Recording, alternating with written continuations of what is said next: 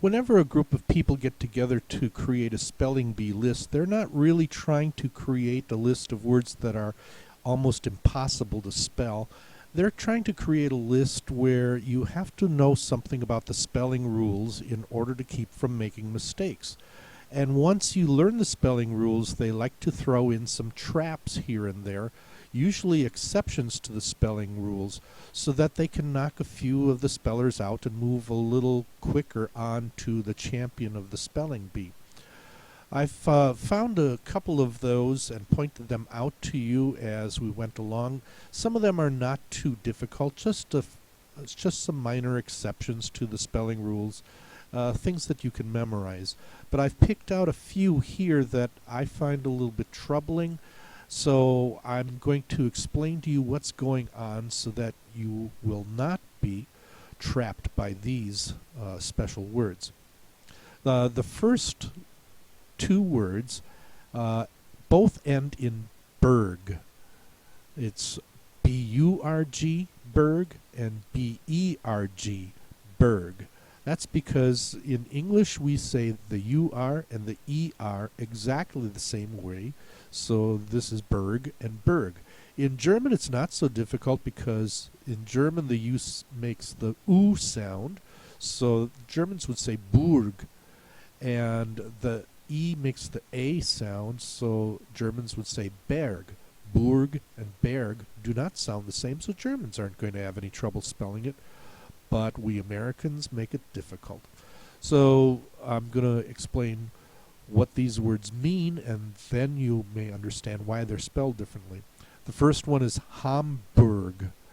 Hamburg is a city in Germany. Any word that ends with B-U-R-G is referring to a city. Hamburg is also a hat, and if you ask for a definition, that's what you're going to get. The hat, probably designed in the city of Hamburg, and has become quite popular, or at least was popular at one time.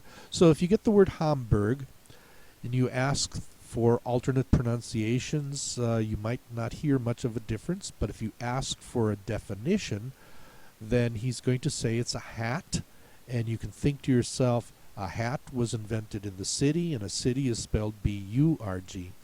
Another thing you could think of is the hamburger. You know that a hamburger is spelled with a B-U-R-G, and Hamburg is a city that gets credit for inventing the hamburger. Hamburg and Hamburg almost sound the same, so spell Hamburg with a B-U-R-G. The next word is Inselberg. Any word that ends in B-E-R-G is referring to a mountain, and not one particular mountain, but any mountain that stands alone like an island.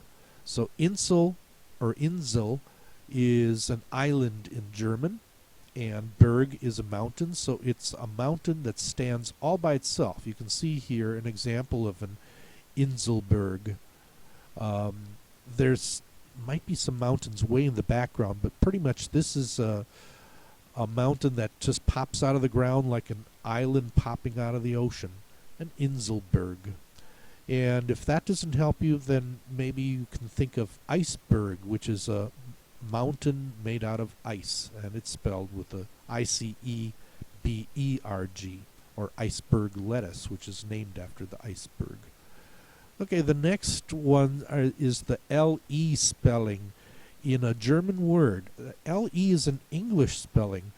Well, we just had a lesson on the L, or the ol sound in German words is spelled E-L, and here we have some words where it's spelled L-E.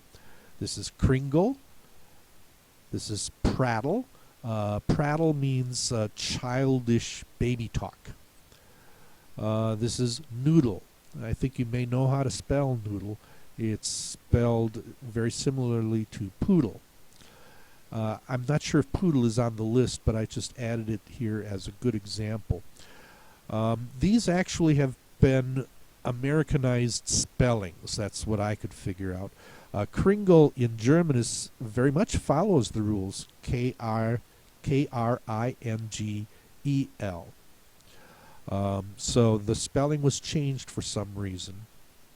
Prattle, I couldn't even find that spelled in German, but I'm sure it follows the same pattern as Kringle and Noodle in that the spelling was actually changed to a more American spelling.